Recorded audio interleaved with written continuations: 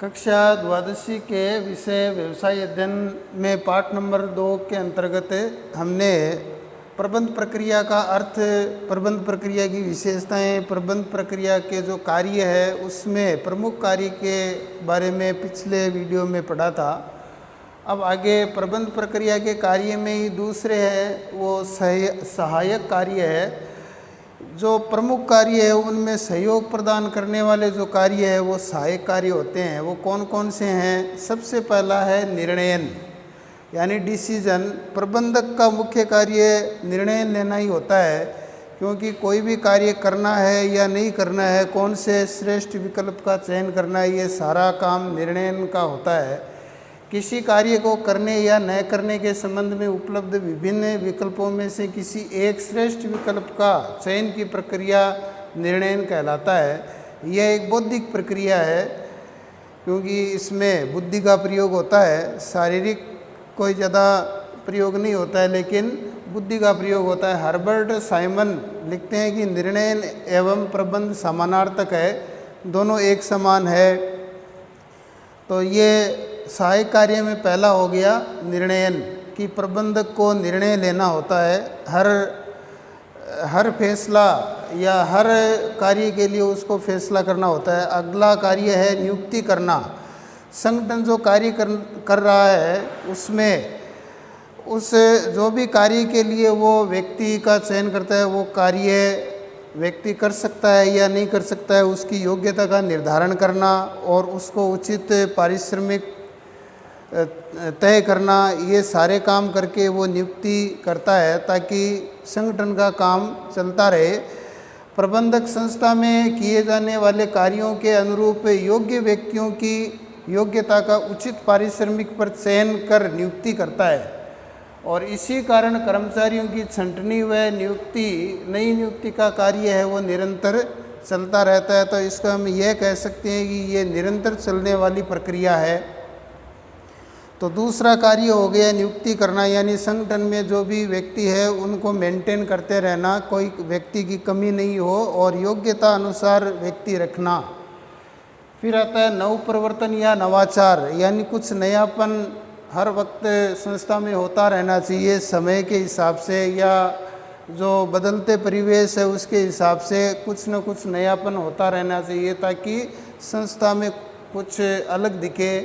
प्रबंधक बदलते परिवेश में निरंतर उत्पाद विकास, यानी जो भी उत्पादन का कार्य कर रहा है उसमें और आगे विकास, उसमें रिसर्च आदि पर कार्य करता रहता है ताकि संस्था में हमेशा कुछ न कुछ नया कार्य होता रहे। जैसे नए बाज़ार की खोज करना है, कच्ची सामग्री है वो सस्ती रेट पर कैसे प्राप्त हो सकती है, नई तकनीक बाज़ार में कोई नई मशीन आ गई तो वह उपलब्ध करवाना, और पीटर ड्रकर ने ये जो कार्य है नव प्रवर्तन का, इसको एक महत्वपूर्ण कार्य माना है। सहायक कार्यों में अगला जो चौथा नंबर का कार्य है वो संप्रेषण यानी कम्युनिकेशन, यानी एक स्तर के अधिकारी और दूसरे स्तर के अधिकारियों के बीच में आपस में तालमेल या विचारों का आदान प्रदान और सामंजस्य स्थापित करना संप्रेषण कहलाता है।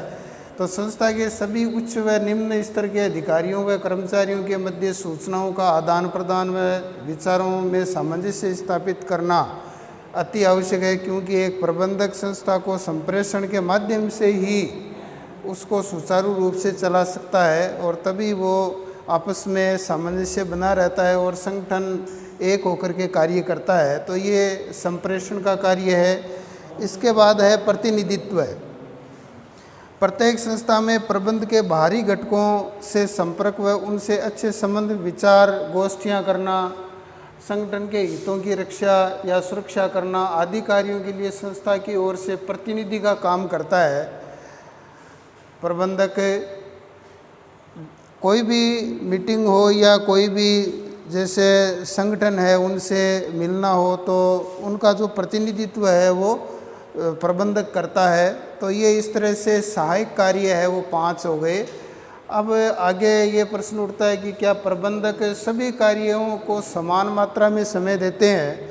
तो ऐसा नहीं है। अलग अलग प्रकार के जो कार्य हैं उसमें अलग अलग समय दिया जाता है। जैसे एक उदाहरण के तौर पर हम देखें, उच्च प्रबंधक के जो है वो नियोजन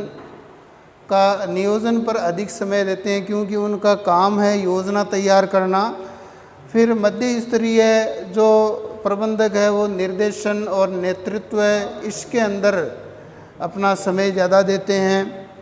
फिर निम्न स्तरीय जो प्रबंधक है वो निर्देशन, नियंत्रण, पर्यवेक्षण इनमें ज़्यादा समय देता है। तो इस प्रकार ये स्पष्ट है कि प्रबंधक जो है वो सभी कार्यों को समान रूप से समय नहीं देता है, अलग अलग सिचुएशन के हिसाब से अलग अलग स्तर पर अलग अलग समय देता है।